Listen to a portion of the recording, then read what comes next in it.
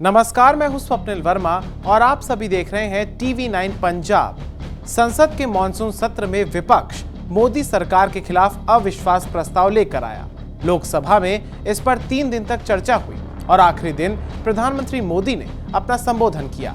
बहस की शुरुआत मंगलवार को हुई थी। सत्ता पक्ष और विपक्ष के दिग्गज सांसदों ने चर्चा में अपनी बात रखी और प्रधानमंत्री के भाषण के दौरान ही विपक्षी सांसदों ने वॉकआउट भी कर दिया। लिहाजा ध्वनि मत से अविश्वास प्रस्ताव गिर गया और मोदी सरकार विश्वास मत हासिल करने में सफल रही। लेकिन अब आपके मन में ये सवाल जरूर आ रहा होगा कि ये अविश्वास प्रस्ताव क्या होता है और कब और कौन इसे ला सकता है। तो चलिए आपको विस्तार से बताते हैं। सबसे पहले आपको ये बताते हैं कि आखिर क्या होता है अविश्वास प्रस्ताव। दरअसल जब किसी मुद्दे पर विपक्ष की सरकार से नाराजगी होती है तो लोकसभा सांसद नोटिस लेकर आते हैं। ठीक वैसे ही जैसे इस बार मणिपुर हिंसा को लेकर विपक्ष सरकार पर हमलावर है और वो लगातार सदन में प्रधानमंत्री के बयान की मांग कर रहा था। सरकार के मुखिया चुप्पी तोड़े, लिहाजा उन्हें घेरने के लिए अविश्वास प्रस्ताव लेकर आया जाता है। अविश्वास प्रस्ताव पर चर्चा के लिए कम से कम 50 सांसदों का समर्थन होना जरूरी होता है। गौरव गोगोई के नोटिस को 50 सांसदों का समर्थन प्राप्त था। फिर चर्चा के बाद इस पर वोटिंग हुई और जैसा कि स्पष्ट था कि ये गिर जाएगा, लिहाजा हुआ भी वैसा ही। अब बात करते हैं कि कब लाया जाता है इसे।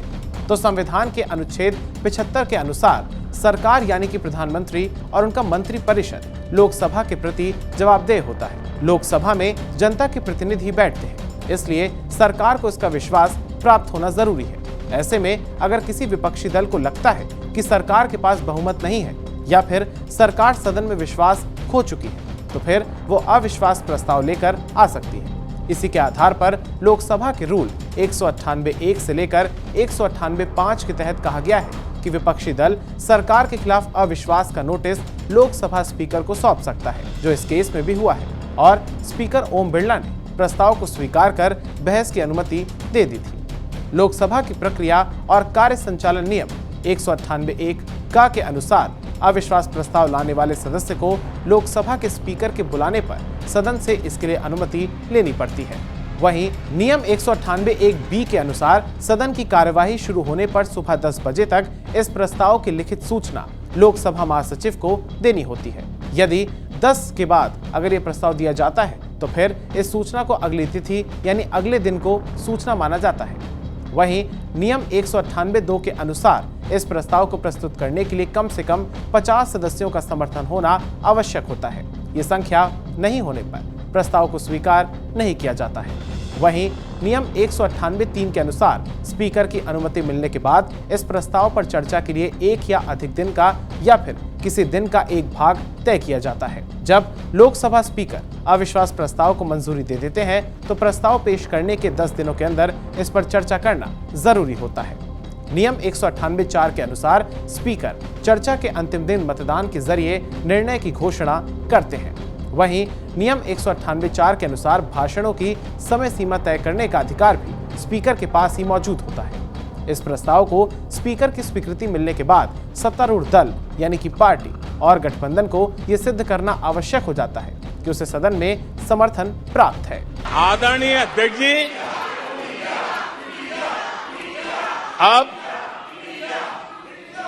देश के भविष्य पर थोड़ा सा भी भरोसा होता जब हम ये क्लेम करते हैं कि हम आने वाले 5 साल में नए तीसरे टर्म में हम देश की इकोनॉमी को तीसरे पर लाएंगे, तो जिम्मेवार विपक्ष क्या करता? वो सवाल पूछता,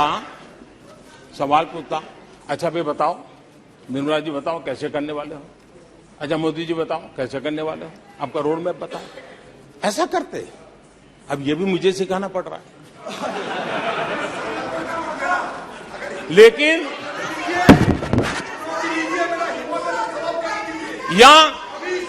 या वो कुछ सुझाव दे सकते थे, ये कुछ सुझाव दे सकते थे,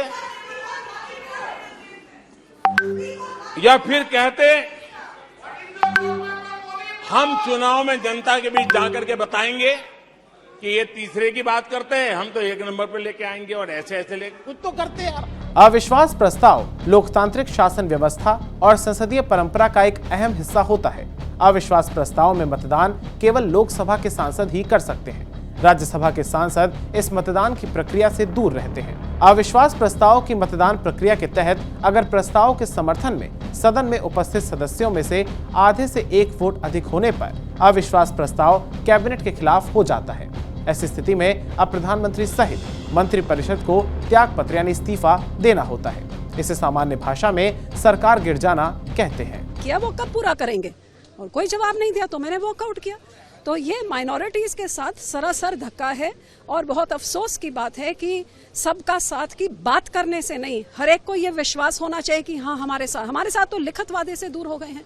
और मणिपुर की जो कम्युनिटी है वो औरतों के साथ उनको क्या मैसेज यहाँ से गया कि हम आपके साथ हैं तो इंसाफ के लिए क्या किया। अब आपको बताते हैं कि आजाद भारत के इतिहास में कब कब अविश्वास प्रस्ताव सफल रहा है। दरअसल आजादी के बाद से अब तक कुल 27 बार केंद्र सरकार के खिलाफ अविश्वास प्रस्ताव लाया गया है, लेकिन सिर्फ एक ही बार पास हुआ है। जुलाई 1979 में तत्कालीन प्रधानमंत्री मोरारजी देसाई ने वोटिंग से पहले इस्तीफा दे दिया था, जिस कारण से उनकी सरकार गिर गई थी। आखिरी बार अविश्वास प्रस्ताव 20 जुलाई 2018 को भी लाया गया था। 23 बार कांग्रेस पार्टी की सरकार के खिलाफ अविश्वास प्रस्ताव आया है। हालांकि 10 साल तक प्रधानमंत्री रहे मनमोहन सिंह के खिलाफ एक बार भी अविश्वास प्रस्ताव नहीं लाया गया। इसके अलावा 2 बार जनता पार्टी जबकि 2 बार भारतीय जनता पार्टी की सरकार के खिलाफ भी अविश्वास प्रस्ताव लाया गया था। तो उम्मीद करते हैं कि आपको ये जानकारी पसंद आई होगी। हमारे वीडियो को लाइक करें, शेयर करें और हमारे चैनल को जरूर सब्सक्राइब करें। धन्यवाद।